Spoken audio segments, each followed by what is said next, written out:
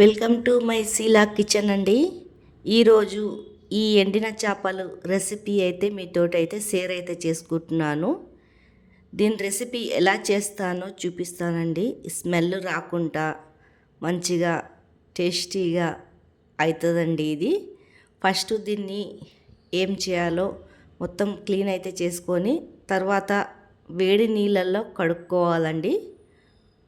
చూడండి, ఏమన్నా మట్టి ఉసుక ఉంటుంది కదండి, అది వెళ్ళిపోతుంది. ఇలా వేడి నీళ్ళల్లో కిందికి పైకి అనేసి తీసేయాల. ఇలా అంటే మొత్తం ఉసుకంతా వెళ్ళిపోతుంది. తర్వాత చల్లనీళ్ళు పోసి కడిగేయాలండి. చూడండి, ఇలా ఇలా అంటే మొత్తము నీట్గా అయితే అయిపోతుంది. పక్కకైతే ఇట్లా కడిగేసుకొని తీసేసుకోవాలి చేపలు. చూడండి, ఏమైనా మట్టి గిట్ల ఉంటే అంతా కింద వెళ్ళిపోతుంది. నీట్గా అయితే అయిపోతుందండి. తర్వాత ఒక గిన్నె పెట్టుకొని దాంట్లో ఇట్లా ఫ్రై అయితే చేసుకోవాలా, నూనె పోయకుండా. ఎందుకంటే మనం నీళ్ళలా కడిగాం కదా, మళ్ళీ నూనెలో వేస్తే పైన అంతా చిల్లుతుంది, ఇరిగిపోతుందండి. ఇరిగిపోకుండా ఇలా చేసుకోవాలా. తర్వాత ఒక అదే గిన్నె పెట్టుకొని నూనె అయితే పోసుకున్నాను. తర్వాత వేపుకోవాలండి, ఫ్రై అయితే చేసుకోవాలా ఎర్రగా అయిపోయే వరకు.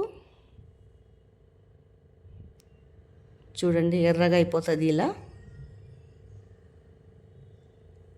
బాగా ఎర్రగా అయిపోయాక పక్కకైతే తీసేయాలా. ఇవంతా పక్కకైతే తీసేసుకుంటున్నాను గిన్నెలో. ఈ కర్రీ గురించి 2 పెద్ద ఆనియన్ అయితే చాప్ అయితే చేసుకొని పెట్టుకున్నానండి, చిన్న చిన్న ముక్కలు. తర్వాత అదే నూనెలో ఈ ఆనియన్ అనేది కోసి పెట్టుకున్నాం కదా పక్కకి, అదైతే వేసుకోవాలండి.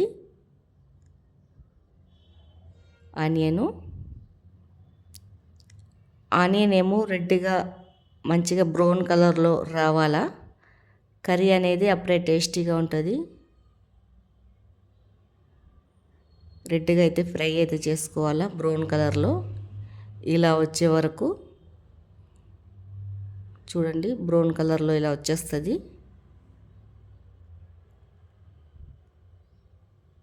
ఎందుకంటే పచ్చి వాసన ఉంటుంది, అందుకే బ్రౌన్ కలర్లో అయితే రానియాల. తర్వాత ఒక చెంచాడు అల్లం పేస్ట్ వేసుకోవాలా. అది కూడా పచ్చి వాసన పోయే వరకు కలుపుకోవాలా. చూడండి, మంచిగా ఫ్రై లాగా అయితే చేసుకోవాలా దాన్ని. తర్వాత మనకు రుచికి సరిపోయేంత కారం వేసుకోవాలండి. నేనైతే చెంచాడు సగం వేస్తున్నాను. కొద్దిగా పసుపు ఎక్కువనే వేసుకోవాలి, వాసన రాకుండా. ఇది కూడా పచ్చి వాసన పోయే వరకు మంచిగా కలుపుకోవాలండి. దీంట్లోకి ఒక 3 టమాటాలు అయితే తీసుకున్నాను, పెద్దవి చాప్ చేసుకున్నానండి టమాటా. తర్వాత టమాటా అయితే వేసేసుకోవాలా. కలబెట్టుకోవాలండి. ఇలా టమాటా మెత్తగా ఉడికిపోవాలా. మనము పైనుంచి సాల్ట్ వేస్తాం కదా, టమాటా అయితే ఉడుకుతుందండి. అప్పుడే కల్లిమాకు వేసుకోవాలండి. తర్వాత పైనుంచి మనకు రుచికి సరిపోయేంత సాల్ట్ అయితే వేసుకున్నాను. ఇదంతా మంచిగా కలబెట్టేస్తున్నాను. చూడండి, జర స్లో మంట మీద పెట్టాలండి, ఎందుకంటే కింద మాడిపోకుండా.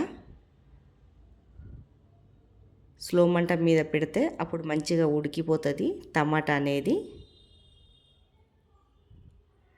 ఎండిన చేపలు అయితే వేసేయాల. వేసేసాక కలిపేయాలండి. కలుపుకున్నాక మనకు నీళ్ళు కొద్దిగా వేసుకోవాలి, ఎక్కువ నీళ్ళు వేసుకోవద్దండి, కొద్దిగా నీళ్ళు పోసుకోవాలా. చూడండి, నేను క్వాంటిటీగా కొద్దిగా అయితే నీళ్ళు అయితే పోస్తున్నాను. కలిపేసుకొని సిమ్ మంట మీద మూత అయితే పెట్టేయాలా.